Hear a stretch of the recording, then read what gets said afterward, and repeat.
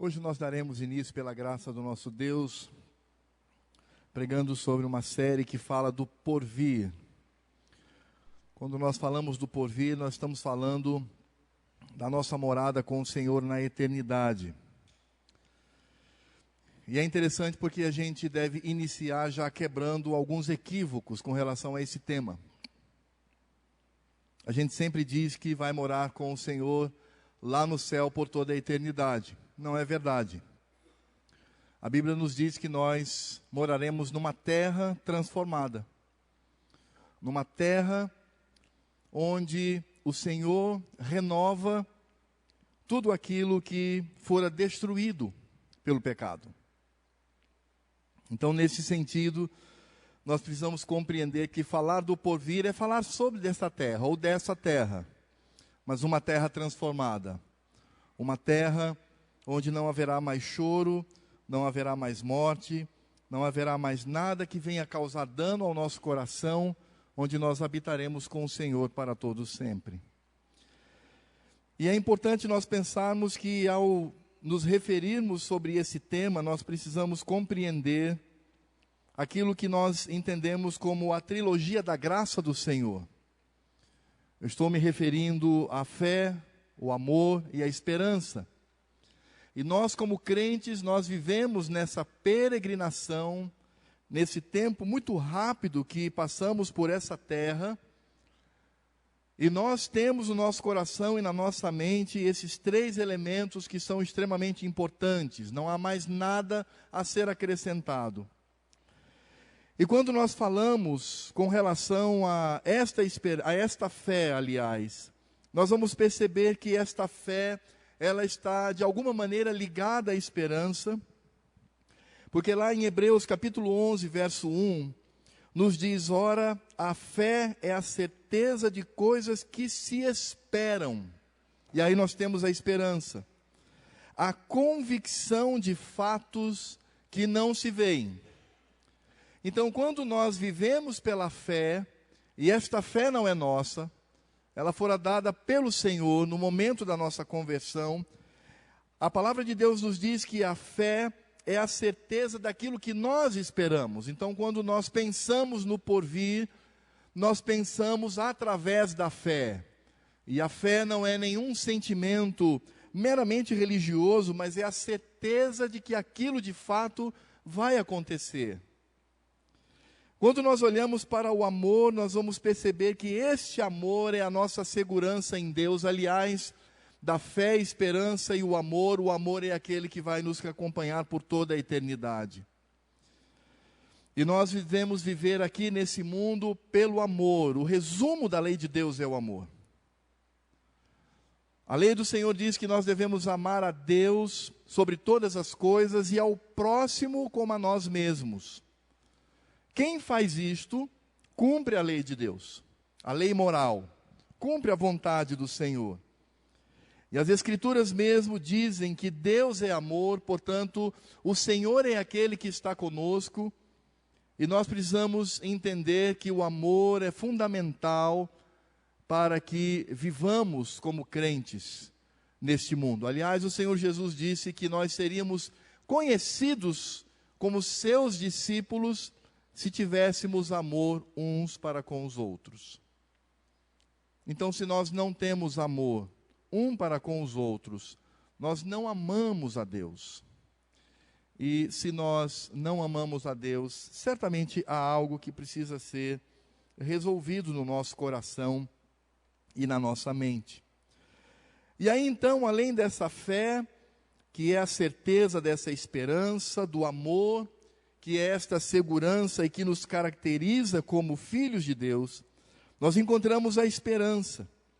E o apóstolo Paulo, lá em Romanos, capítulo 5, verso 5, ele diz: ora, a esperança não confunde, porque o amor de Deus é derramado em nosso coração pelo Espírito Santo, que nos foi outorgado. Então, essa esperança, ela não cria confusão na nossa mente, porque a lei do Senhor, expresso no seu amor, foi derramado no nosso coração.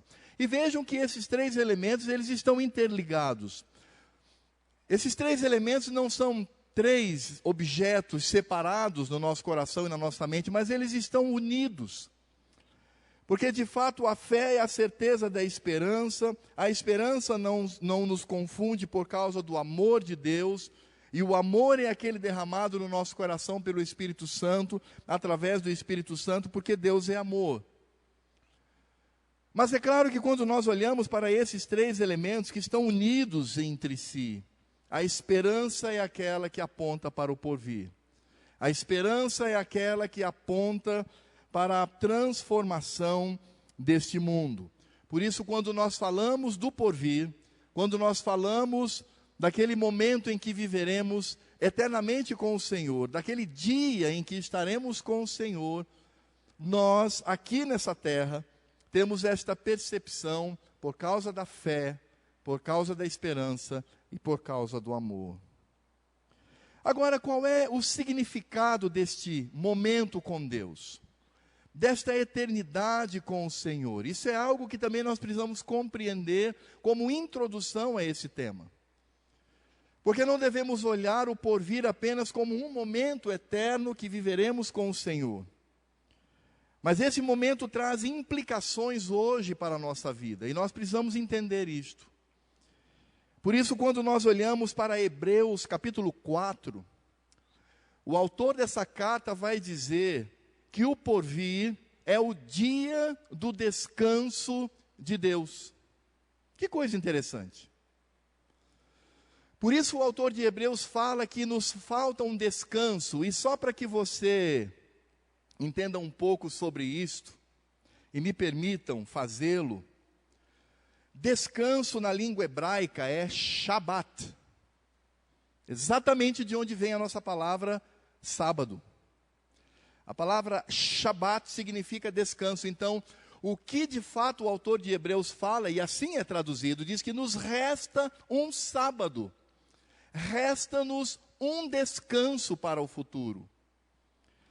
E nesse sentido, com base ainda em Hebreus capítulo 4, nós vamos perceber então que o dia do Senhor, o dia do descanso, este dia prefigura o dia em que estaremos com o Senhor. E raciocine comigo. Quando você faz a sua devocional sozinho, na sua casa, com o Senhor, você está ali cultuando a Deus, sem dúvida nenhuma. Deus está recebendo aquilo. É um momento seu com o Senhor. Mas este momento, ele não demonstra, ele não aponta para aquele sábado que estaremos eternamente com o Senhor, porque é algo muito particular. E você não vai viver dentro de uma cabine, eternamente isolado, glorificando ao Senhor lá no céu. Quando nós pensamos no nosso dia a dia, de segunda até sábado, nosso trabalho, nosso divertimento, é claro que as Escrituras nos dizem que o crente, ele deve viver liturgicamente diante do Senhor. Isso significa dizer que a vida do crente deve ser um culto ao Senhor todos os dias.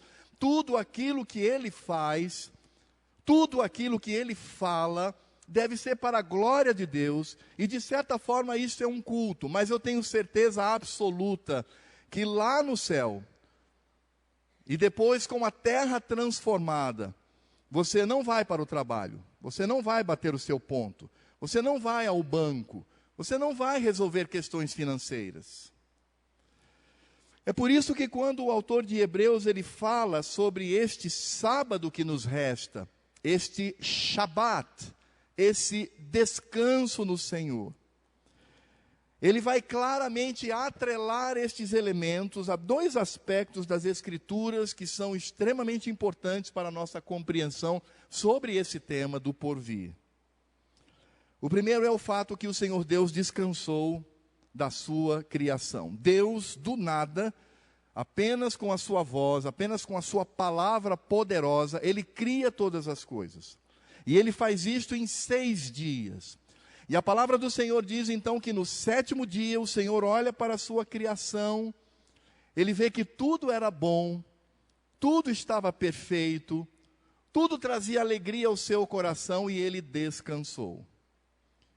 E ele então coloca sobre Adão e Eva a observância deste dia, que era o descanso do Senhor da sua criação. E é claro, meus irmãos, nós já sabemos disso. O fato de Deus ter descansado da sua criação não significa dizer que ele tenha ficado cansado ao longo dos 6 dias, mas significa dizer que o Senhor Deus encerrou toda a criação, estava completa. Por isso Deus descansou, e ele aguarda então de seus filhos, Adão e Eva, a observância deste dia como o dia do Senhor. Mas é claro que nesse sentido o pecado entrou no mundo. Adão e Eva pecaram. E eles então distorceram completamente esta atuação do Senhor, esta atuação bendita. Toda a natureza foi corrompida, toda a raça humana foi corrompida. A imundícia do pecado entrou no mundo e as pessoas então foram totalmente contaminadas pelo pecado. Elas foram afastadas de Deus. Por isso então se tornou necessário uma segunda obra, um segundo trabalho, para que pudesse conceder salvação para todo aquele que crê no nome de Cristo. E aí, nesse sentido, o Senhor Deus então envia o seu Filho. E o seu Filho, ao longo dessa terra, ele começa a trabalhar, a implantar o reino de Deus, a pregar. E a Bíblia nos fala que ele então se entrega voluntariamente, ele morre na cruz, ele é sepultado. E ele passa então 3 dias sepultado, e nós vimos que isso está figurado lá em Jonas, no ventre do peixe. E ele então passa 3 dias ali, e no 3º dia ele ressuscita. E quando o Senhor Jesus ele ressuscita, ele descansou das suas obras, porque a sua obra estava completa. Não há mais nada que fazer no que diz respeito à obra de salvação. A obra da salvação em Cristo está completa. É por isso que o autor de Hebreus, nesse mesmo capítulo 4, no verso 10, ele faz um paralelo tão importante, porque ele diz que assim como Deus descansou das suas obras da criação, aquele que se refere a Cristo descansou das suas obras no dia da ressurreição. Por isso o dia do Senhor hoje é o domingo, porque é o dia do descanso de Cristo. Cristo descansou das suas obras. E nesse aspecto, este dia do Senhor, não apenas o do Velho Testamento, que é o descanso da criação, mas no Novo Testamento, que é o descanso da obra de salvação que Cristo realizou, o autor de Hebreus diz que este dia prefigura a eternidade que passaremos com Deus. É por isso que quando a igreja ela se reúne para cultuar ao Senhor, como nós estamos fazendo hoje, quando como corpo de Cristo nos reunimos para glorificar ao Senhor, para cantar a Ele, para ler a sua palavra, orar e ao mesmo tempo ouvir a sua palavra, este momento de culto, segundo o autor de Hebreus, prefigura o dia de descanso.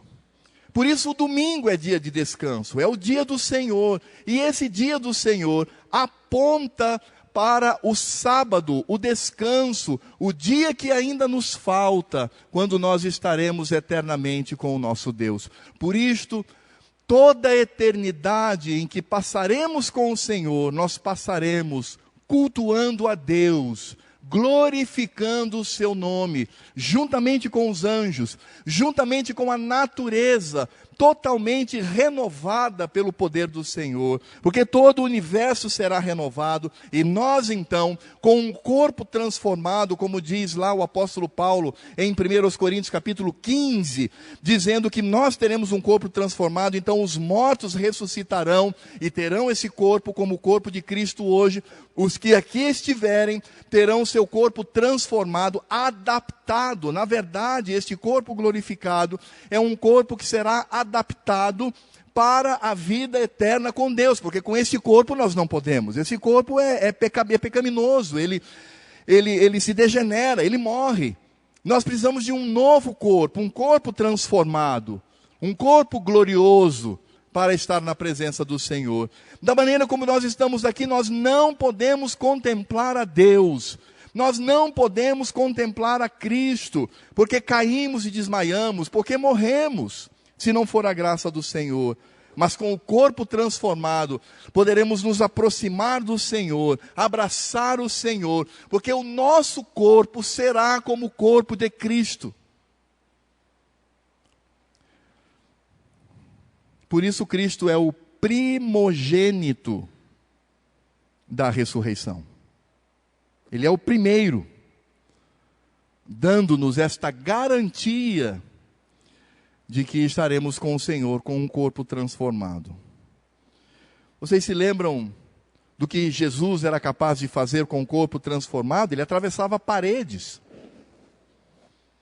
Os discípulos estavam presos num quarto e ele atravessou a porta, sem que ela se abrisse.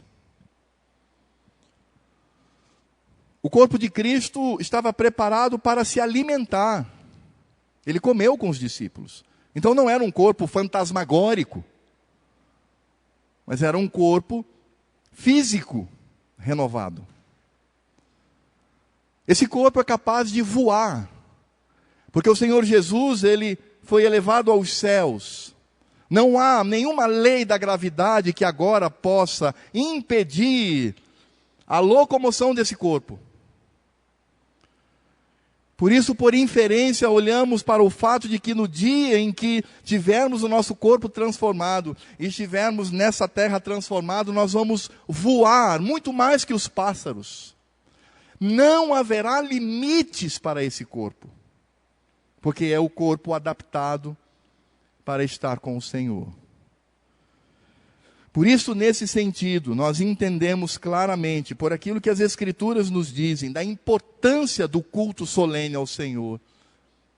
Porque ele antevê, como diz o autor de Hebreus, aquele dia de descanso, quando no descanso de Cristo, não mais o descanso da antiga criação, corroída pelo pecado, mas agora o descanso da redenção, no dia do descanso de Cristo, nós nos unimos para cultuar ao Senhor.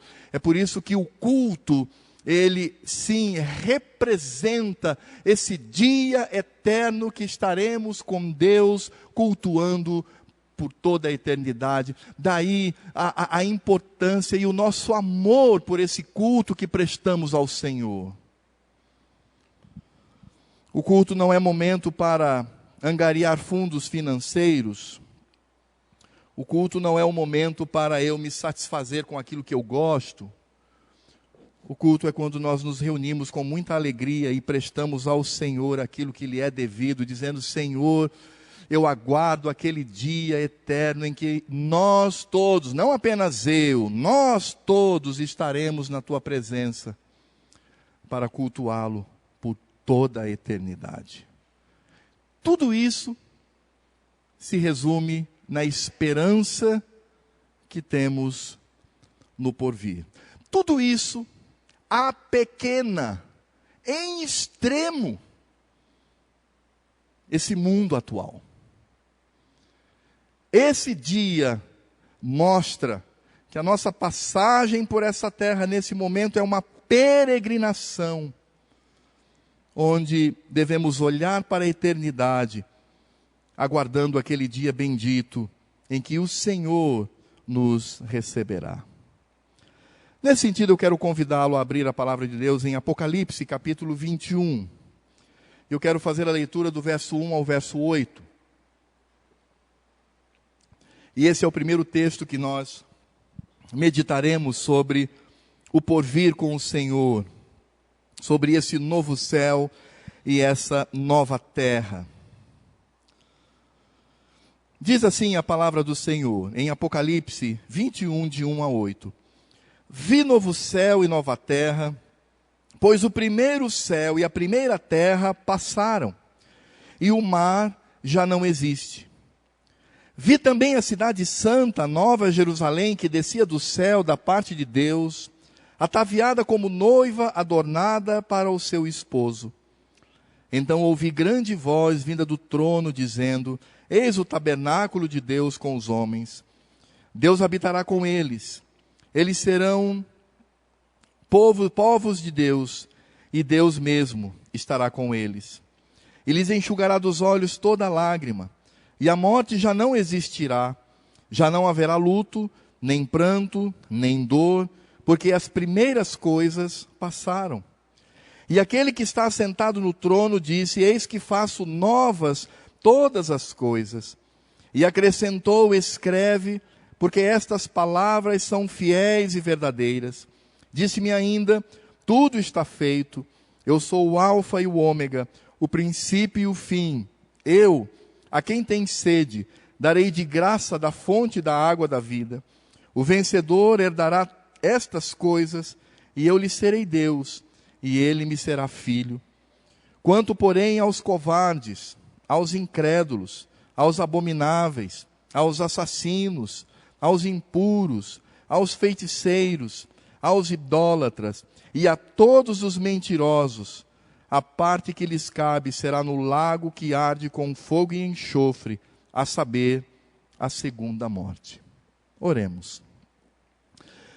Senhor Deus e Pai, muito obrigado pela leitura da Tua palavra.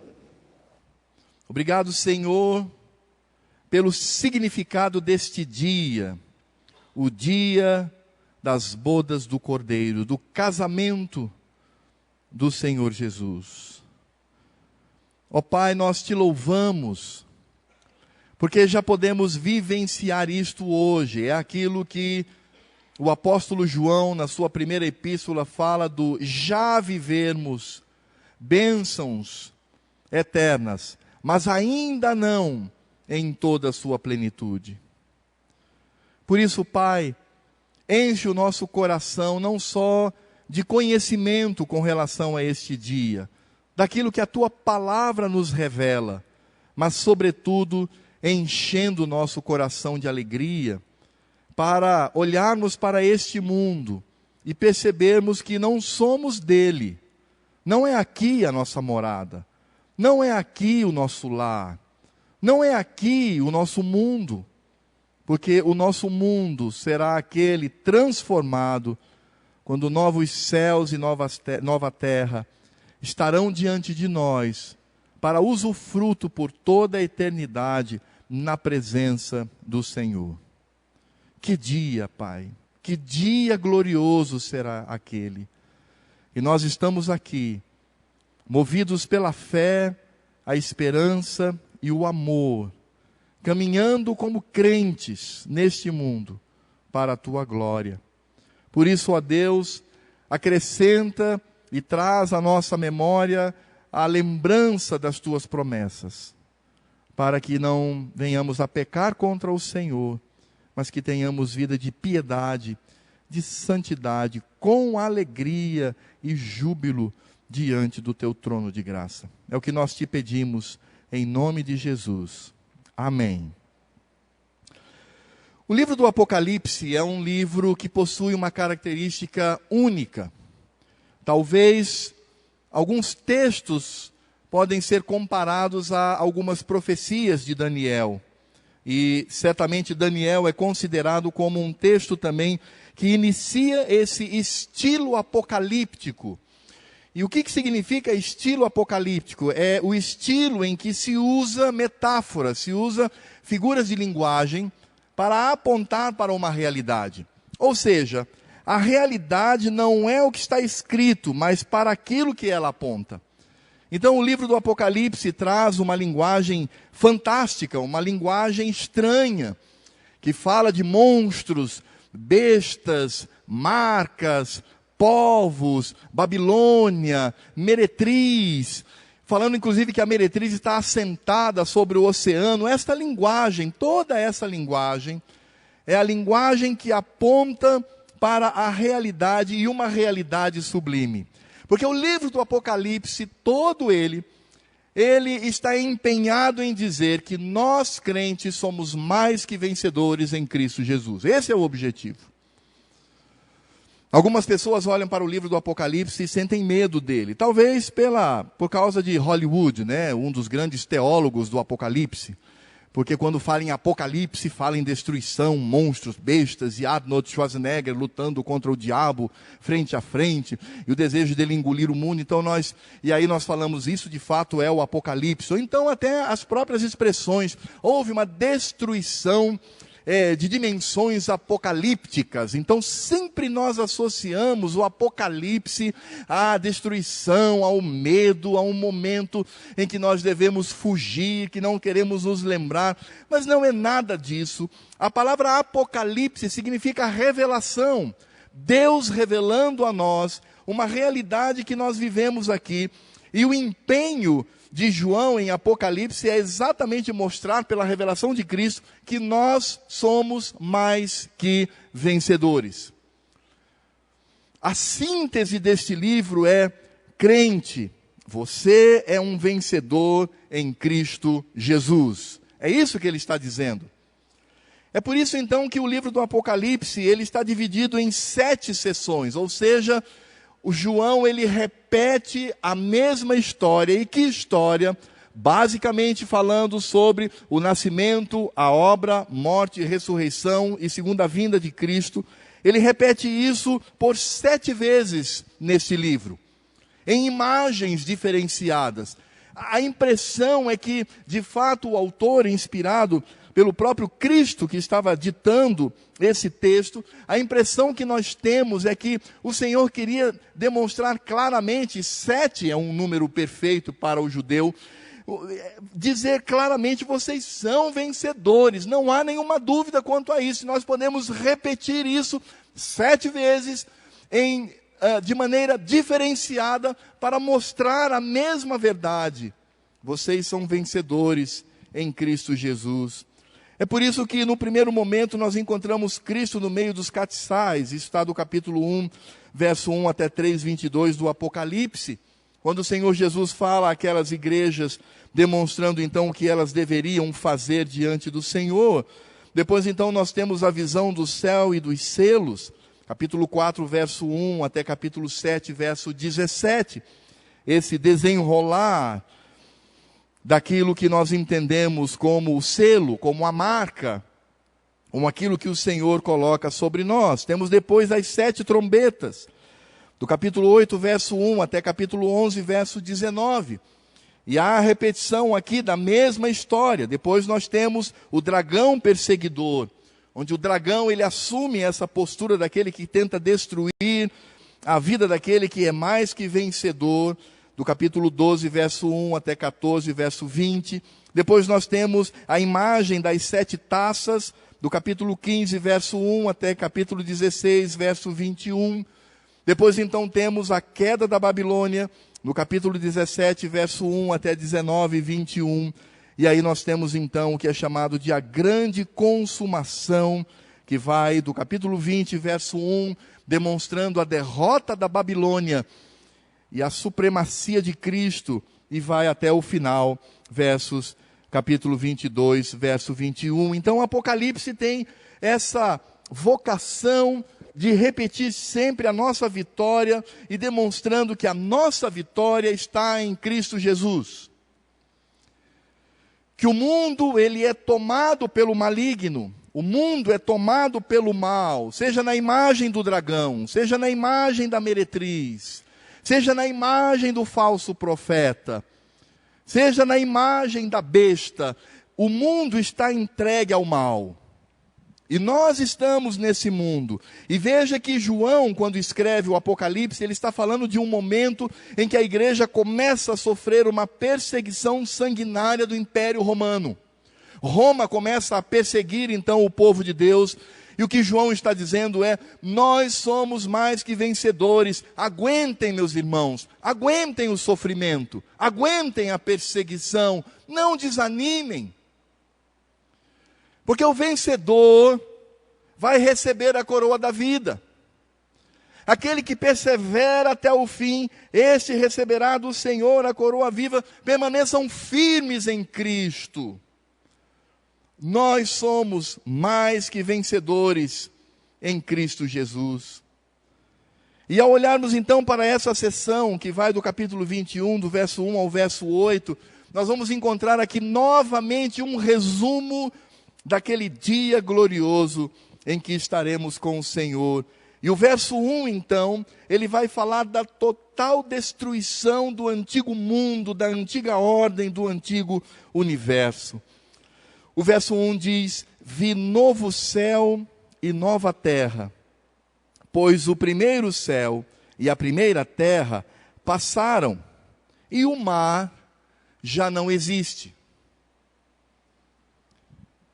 O que nós podemos entender aqui? Está claro, o que João está dizendo é que, assim como Pedro fala, talvez numa posição mais negativa, dizendo que a nossa terra e o universo está sendo entesourado, está sendo reservado para destruição pelo fogo. E talvez, se nós olharmos para a linguagem de Pedro, nós talvez poderíamos inferir aqui dizendo que o mundo e o universo será destruído pelo fogo da justiça de Deus. O que nós encontramos aqui é o renovar desse mundo. E veja que João não está dizendo que se trata de um outro mundo e um outro universo, mas o que ele está dizendo é que essa terra, ela será totalmente transformada pelo poder de Deus. Sim, você vai morar nessa terra. Sim, ela será transformada. Sim, não haverá mais limites para nós. Essa terra, ela será renovada pelo poder do Senhor. É por isso que quando nós olhamos para essa antiga ordem, nós vamos perceber a total ausência de seres que lutam contra a igreja, lutam contra o povo do Senhor e tentam nos destruir, como o dragão, como a besta, o falso profeta, a grande meretriz, a grande prostituta, que tenta seduzir o mundo e ao mesmo tempo seduzir a igreja. Estes já não estarão mais aqui. Eles serão lançados no lago de fogo e enxofre. E a ideia é esta, que todos esses seres que representam a tentativa de destruir o povo de Deus, e esse mundo, e tudo que existe, com o seu pecado, com a sua morte, com tudo que há de ruim, tudo isto será consumido pelo fogo.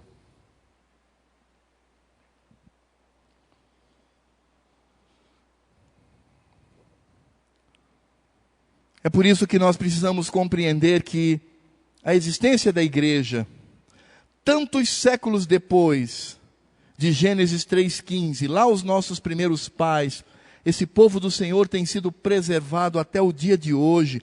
Nós somos filhos de Abraão, nós somos geração da mulher em Cristo.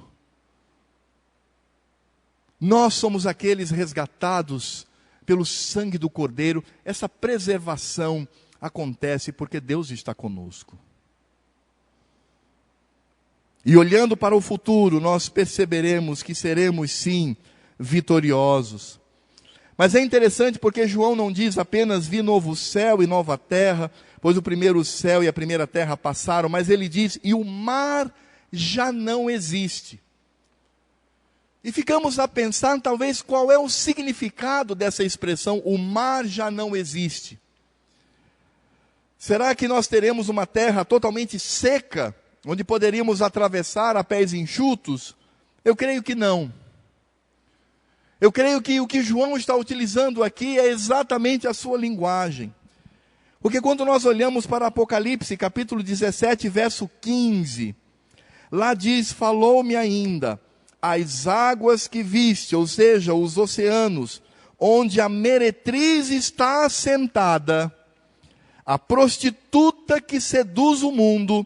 Ele diz, o que são essas águas? Ele responde, são povos, multidões, nações e línguas.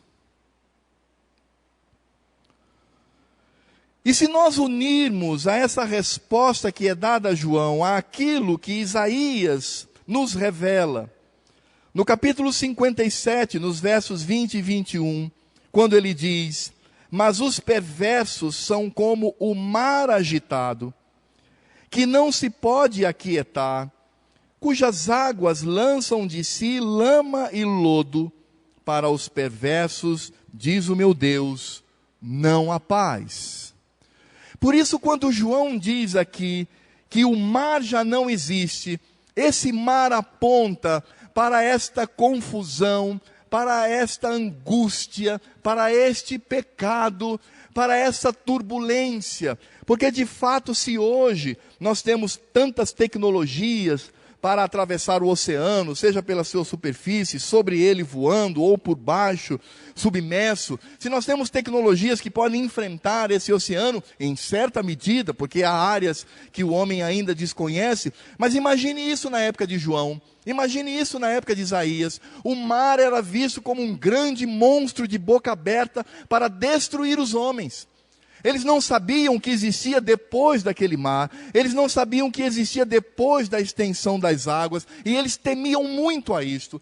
Eles, quando navegavam, eles tinham um profundo respeito pelo oceano, porque o oceano para eles, os mares para eles, representava exatamente isso: a incerteza, a morte iminente, a destruição, a tempestade, a solidão.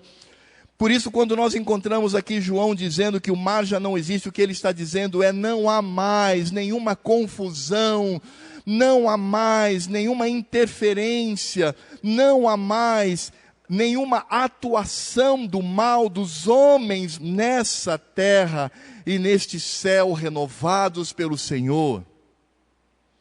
O que ele está dizendo é que a habitação dessa terra acontecerá somente pelos crentes que foram lavados pelo sangue de Cristo, aqueles que possuem a marca do Cordeiro, aqueles que foram resgatados pelo amor do Senhor.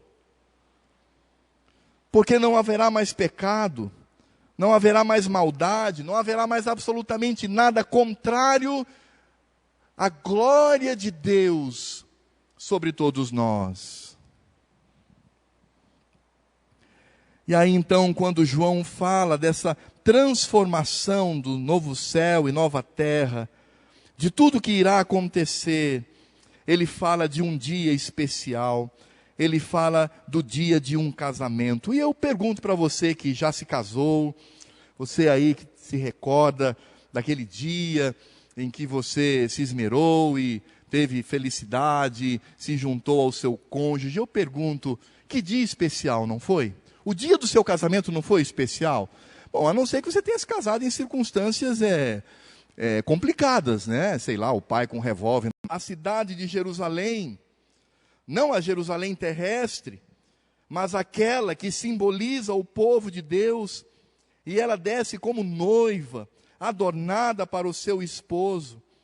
É por isso que no verso 3 diz: então ouvi grande voz vinda do trono dizendo: eis o tabernáculo de Deus com os homens. Sobre isto, eu particularmente, eu vejo quão pequeno é este mundo de pecado, não é? Quão pequeno é isto aqui. E vivemos aqui pela graça do Senhor, mas como isso é pequeno. As tecnologias, a ciência, o conhecimento humanos são tão ínfimos, são menores que um micróbio, que uma ameba, diante da glória do dia do Senhor. Diante do dia em que nós veremos a Cristo como noivo e nós estaremos diante dele. E nesse sentido, o Senhor Deus estará no nosso meio, e a linguagem que é utilizada aqui por João é a linguagem pactual, da aliança do Senhor. Ele diz: Deus habitará com eles, eles serão povos de Deus, e Deus mesmo estará com eles. Essa linguagem aqui é uma linguagem pactual, dizendo que agora Deus estará habitando conosco no mesmo lugar. Você lembra do mundo sem pecado, quando Adão e Eva estavam sobre essa terra, pela viração do dia? Você lembra o que acontecia? Pela viração do dia, Deus vinha aqui para conversar com Adão e Eva. Tanto que quando eles pecam, e o Senhor surge, eles se escondem por causa do pecado. E nesse sentido, nós retomaremos a presença do Senhor no nosso meio. E é por isso que esta presença vai fazer com que tudo aquilo que nos prejudicava seja destruído. Ele diz no verso 4, ele lhes enxugará dos olhos toda lágrima, e a morte já não existirá, já não haverá luto, nem pranto, nem dor, porque as primeiras coisas passaram. E nesse sentido, talvez para alguém que já tenha perdido um ente querido na sua família, como isto é significativo? Porque a morte não mais existirá. Hoje nós vivemos sob a constante ameaça da morte.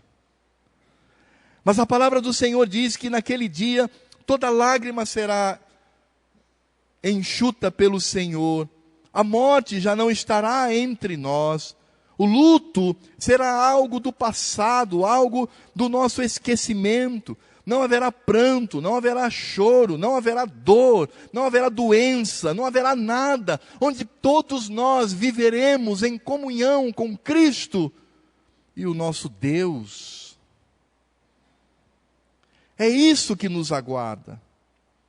É isso que faz com que, pela esperança, ao olharmos para esse dia, venhamos a falar no nosso coração: Senhor, nada se compara a este dia das bodas do Cordeiro, quando finalmente nós estaremos com o Senhor, desposados e vivendo por toda a eternidade esta bendita aliança do Senhor.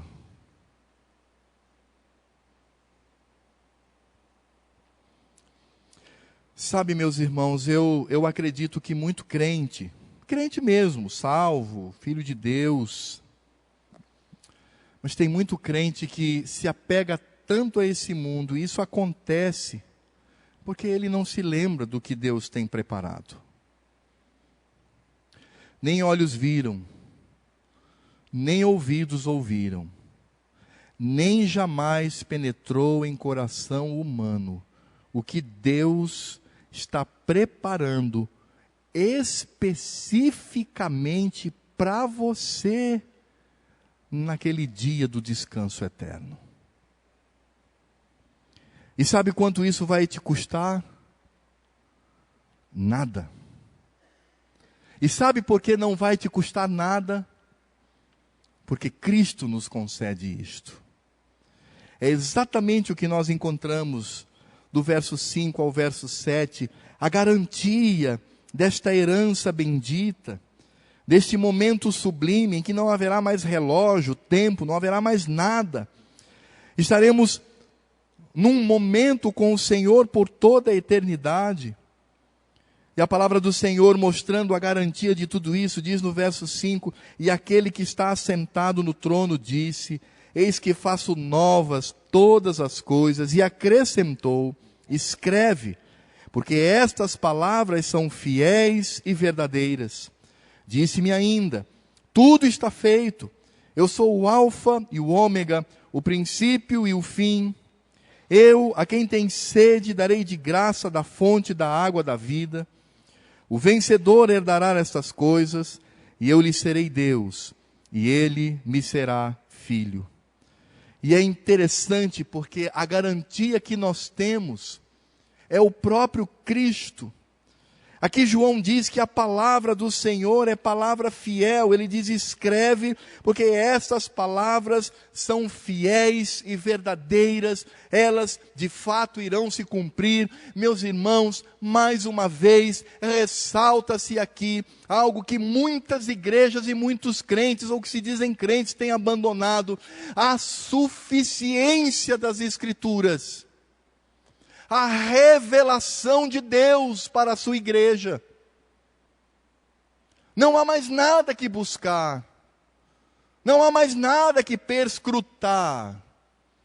Não há mais irmão ou irmã, vaso, profeta, pastor, apóstolo, seja o que for, buscá-lo para ter revelação do Senhor, porque o Senhor já nos revelou tudo o que Ele deseja que vivamos e pensemos. E veja que aqui ele diz, esta minha palavra, ela é fiel e verdadeira. É por isso que lá ao final do Apocalipse ele diz, que se alguém diminuir ou acrescentar algo a estas palavras da revelação, os flagelos descritos neste livro estarão sobre ele pela sua atitude. A palavra de Deus, ela é suficiente e nós precisamos ser crentes maduros para compreender isto, meus irmãos, diante de uma grande dificuldade que nós vivemos hoje, neste mundo que nós chamamos de cristianismo. Num cristianismo místico, que advém das elucubrações, das invenções humanas. Ontem estávamos conversando eu, Kleber e o Edson, e a gente estava falando de tolices que existem dentro deste ambiente da igreja. Eu vi a fisionomia do Edson bem chateada, porque de fato, e a expressão que ele usou foi muito profunda. Ele disse, rapaz, onde é que essas pessoas acham isso na Bíblia? Não acha na Bíblia, acha na irmãzinha, que é uma bênção. Acha na reunião de oração que o fogo desce. Fogo é juízo, né, meu irmão? Se o fogo desce, é juízo de Deus. Porque fogo é símbolo de juízo. Acontece naquele... É tolice isso, meus irmãos. Entendam. As Escrituras, elas já nos revelam. E a revelação do porvir está aqui. É por isso que o Senhor Jesus, ele fala claramente... Estas palavras são fiéis e verdadeiras, elas não devem ser diminuídas, nem deve existir nenhum acréscimo nesse sentido. Por quê? Porque o Senhor é o Deus eterno, Ele diz, eu sou o alfa e o ômega, tudo está feito. A palavra aqui é a palavra de Cristo, está consumado, está realizado, não há mais nada que se acrescentar. Eu sou o alfa e o ômega, o princípio e o fim, eu sou o eterno, eu sou a única solução para o pecado na vida do homem, é isso que o Senhor diz. Ele diz, disse-me ainda, verso 6, tudo está feito, eu sou o alfa e o ômega, o princípio e o fim, eu, a quem tem sede, darei de graça da fonte da água da vida. O vencedor herdará estas coisas, eu lhe serei Deus e ele me será filho. Lembra que eu disse a você que a mensagem do Apocalipse fala da vitória do crente? É por isso que quando nós encontramos aqui esta revelação do porvir, Cristo diz, o vencedor herdará estas coisas. E aí mais uma vez a palavra pactual, que fala da aliança do Senhor, eu lhe serei Deus e ele me será filho. Porque tudo se estabelece nessa aliança do Senhor. Nesse Cordeiro Pascal que é Cristo, que instaurou e renovou a aliança de Deus com a sua igreja. A garantia que nós temos é Cristo, que é o Senhor sobre todas as coisas. Cristo não é um mero Salvador.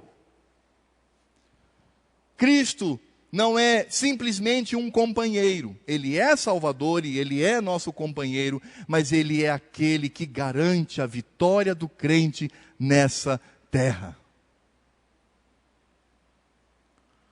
Por isso não há mais cadeias prendendo o crente. Por isso o Espírito Santo já está conosco, não precisamos mais pedir. Ele já está conosco.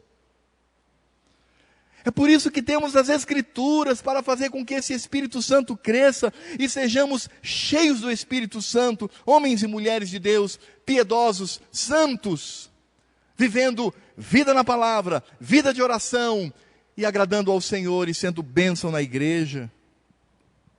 Cristo é o motivo de tudo. Ele diz, eu dou de graça da fonte da água da vida, não há nada que eu possa fazer para adquirir 1 milímetro sequer deste mundo renovado.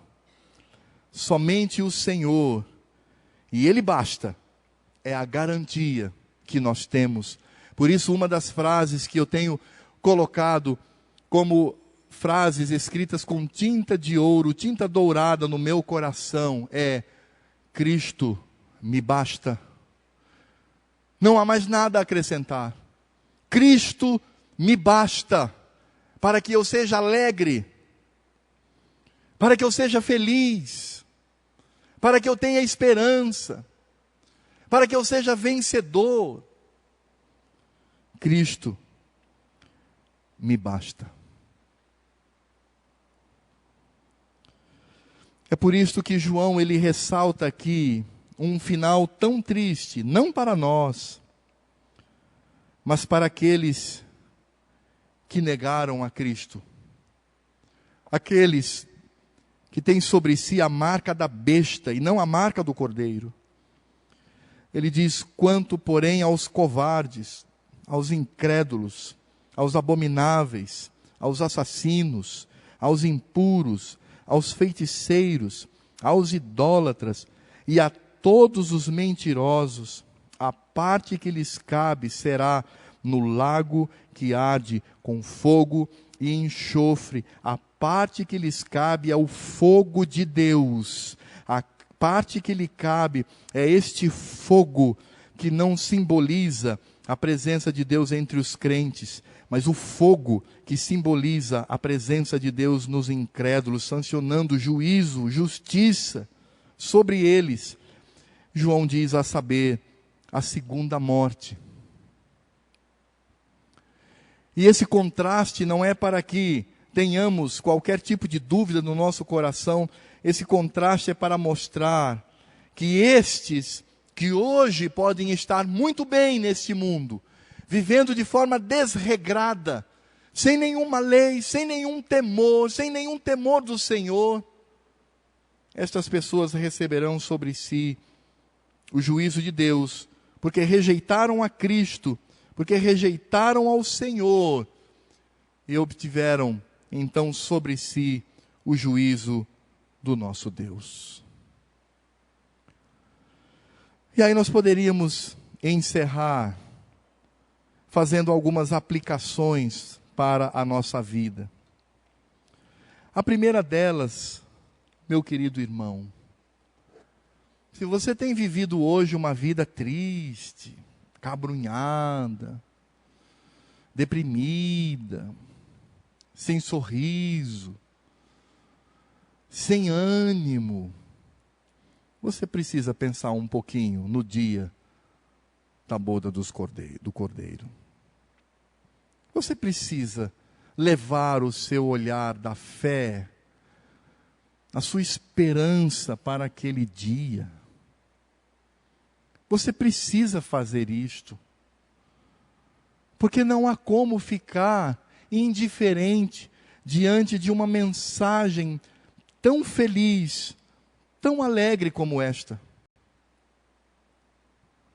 Porque de fato esse mundo é só decepção. Esse mundo é só doença, falência, traição. Este mundo corrói o nosso físico e tenta corroer a nossa alma. Você precisa lançar os seus olhos para aquele dia que o Senhor Deus está preparando.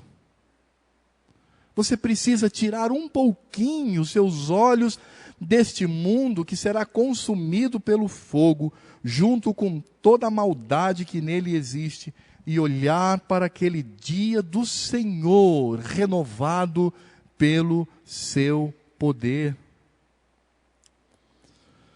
Você precisa olhar para a obra de Cristo na sua vida.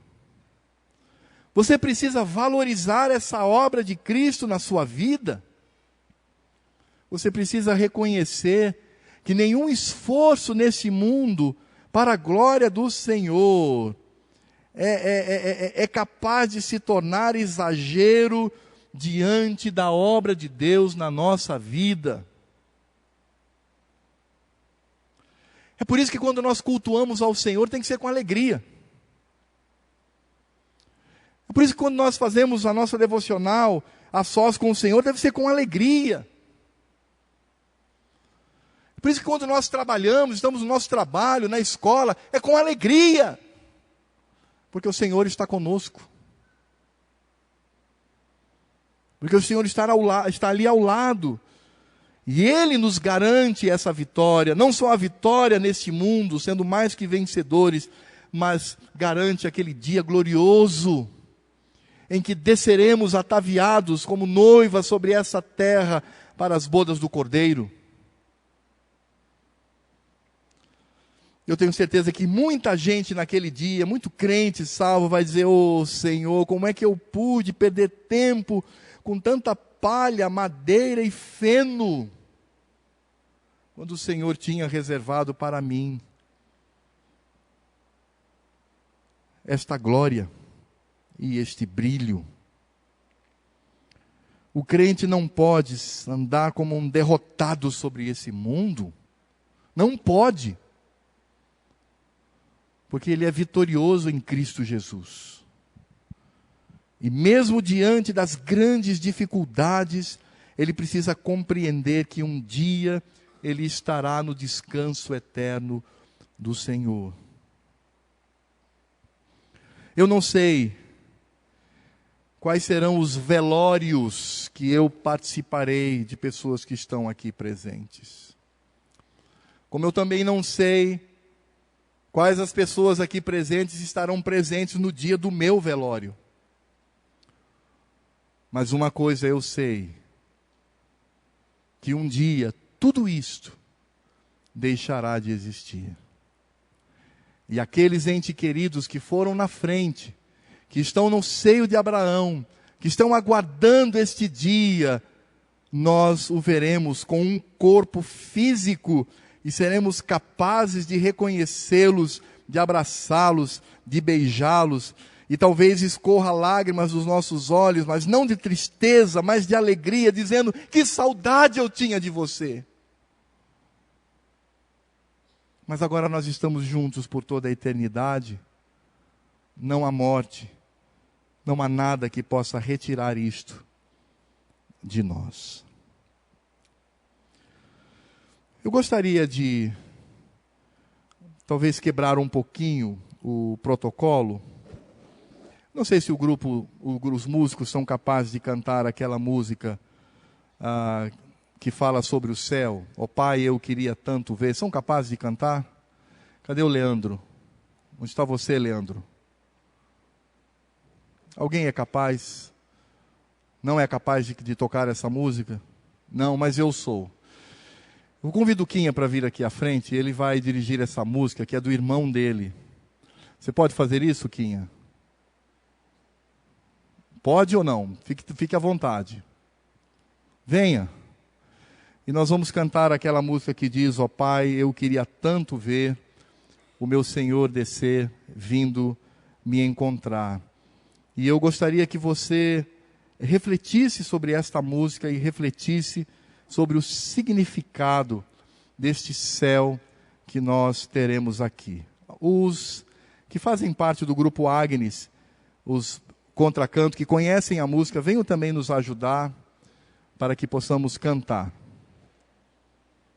Rafael, eu acho que essa música pode ser projetada. Acho que tem a letra aí. Tem a letra projetada aqui. Só você mesmo ainda.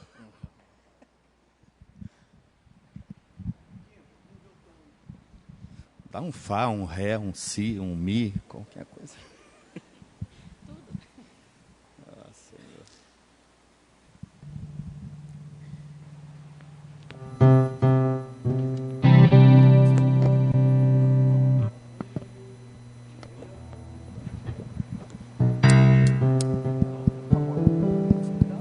Bom, como tudo vai ser improviso agora, vocês vão nos ajudar também. Aqueles que lembram, pode cantar com a gente, que no momento que eu não me lembrar mais da letra, aí vocês continuam, tá?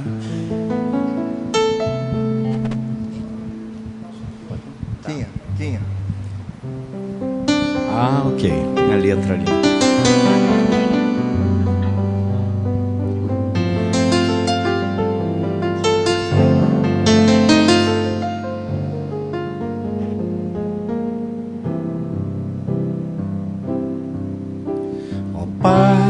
Eu queria tanto ver o meu Senhor descer, vindo me encontrar. Eu posso até imaginar a refulgente glória do Senhor Jesus,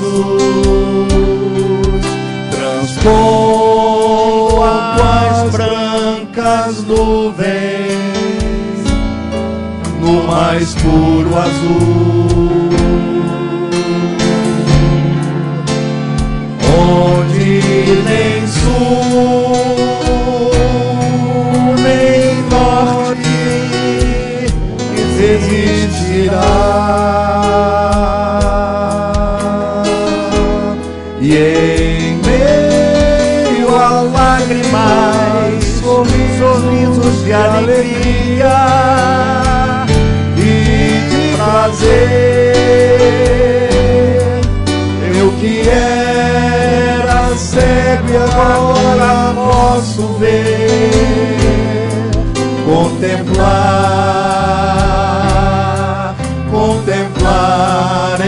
enfim. Por isso eu canto glória, glória, glória ao Autor da minha fé. Glória, glória ao Autor da minha fé.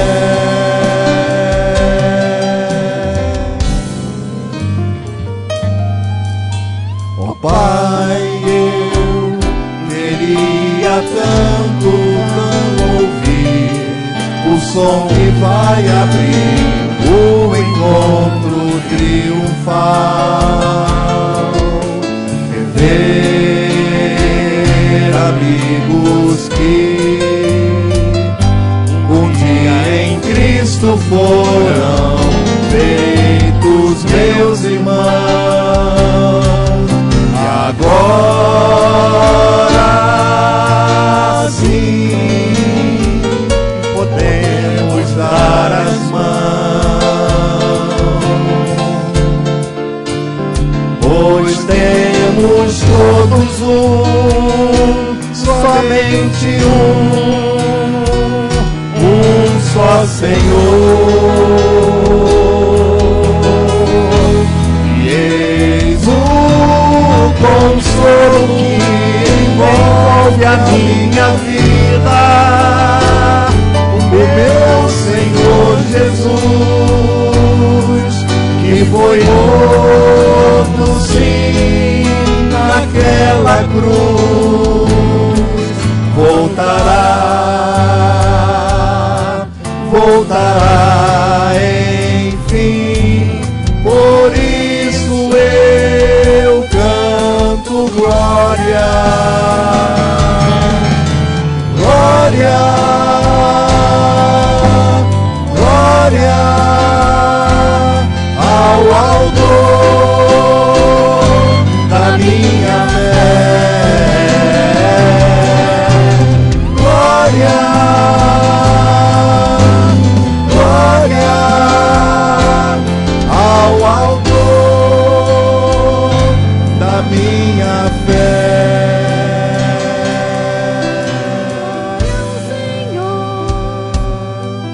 Glória ao Senhor, glória ao Senhor, o Autor da minha fé. Glória ao Senhor, glória ao Senhor, o Autor da minha fé.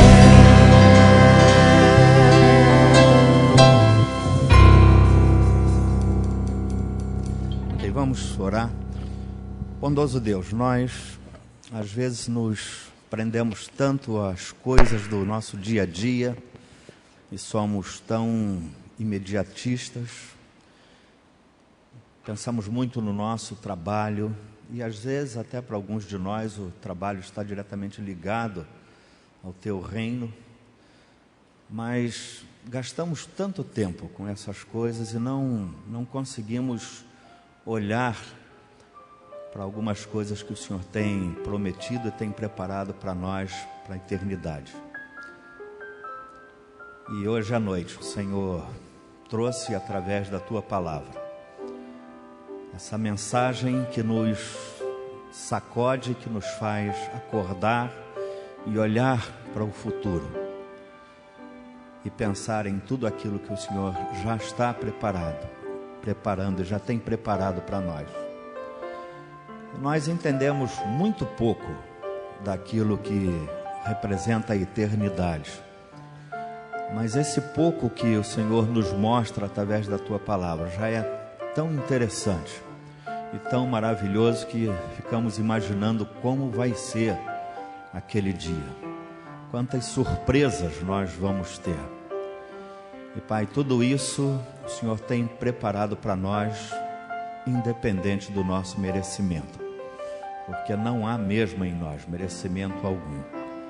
Tudo isso nós vamos poder participar, porque o Senhor preparou para nós, por causa do teu grande amor. E Jesus pagou o preço para que isso pudesse acontecer. O que eu queria pedir ao Senhor hoje à noite é que o Senhor me ajude, a mim e aos meus irmãos, a nesse tempo que ainda nos resta aqui, antes que isso aconteça, nós possamos sentir uma responsabilidade grande em compartilhar essa salvação com outras pessoas, para que elas possam estar conosco naquele dia, e que naquele dia possamos olhar e ver tantas pessoas que estiveram ao nosso lado, que estiveram junto a nós, no nosso trabalho, na nossa escola, no nosso dia a dia, quem sabe familiares mesmo, e possamos ver pessoas em que talvez nós nem lembramos mais, mas que um dia foram alcançadas, através da nossa instrumentalidade, mas foram alcançadas e vão estar conosco naquele dia. Ajuda-nos, ó Pai, individualmente e como igreja, a sentirmos essa responsabilidade e esse peso que pesa sobre nós, que possamos, como o apóstolo Paulo, dizer: ai de mim, se eu não fizer isso, se eu não anunciar esse evangelho. Mexe com o nosso coração hoje à noite, nesse sentido também, Pai, de podermos sentir essa responsabilidade. E recebe a nossa gratidão sincera, Pai, por tudo aquilo que o Senhor tem preparado para nós. E porque nós podemos contar com isso, é uma promessa, e não há nenhuma dúvida de que esse dia vai chegar. E apesar de não podermos detectar exatamente quando vai ser, ele vai acontecer, porque é promessa tua. E nós vamos estar juntos para sempre. Louvado, engrandecido e exaltado seja o teu santo nome por isso. No nome de Jesus. Amém. E que a graça do Senhor Jesus, o amor de Deus Pai, a comunhão, a consolação do Espírito Santo estejam sobre a minha vida, a vida do Edson, a vida dos irmãos aqui reunidos e na vida de todo o rebanho de Cristo que hoje se reuniu para cultuá-lo, agora e para todo sempre. E a nossa expressão, Jesus, é Maranata, vem logo, Senhor, para nos levar. É o que nós te pedimos. Amém.